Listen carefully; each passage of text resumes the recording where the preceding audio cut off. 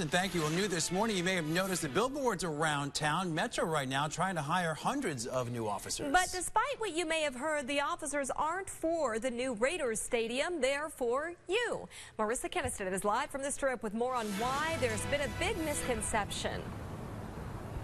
Yeah, you may have seen signs or advertisements all across town. They started popping up a couple days ago, including right here on the Strip. Take a look. One of those advertisements is on the big screen at the Aria. It's kind of on a loop here. Just an advertisement saying Metro is hiring. Now, Metro plans to recruit 600 to 700 new officers in the next 2 years. But police say there's a misconception that all these new officers are for tourists during Raider games. That's not the case.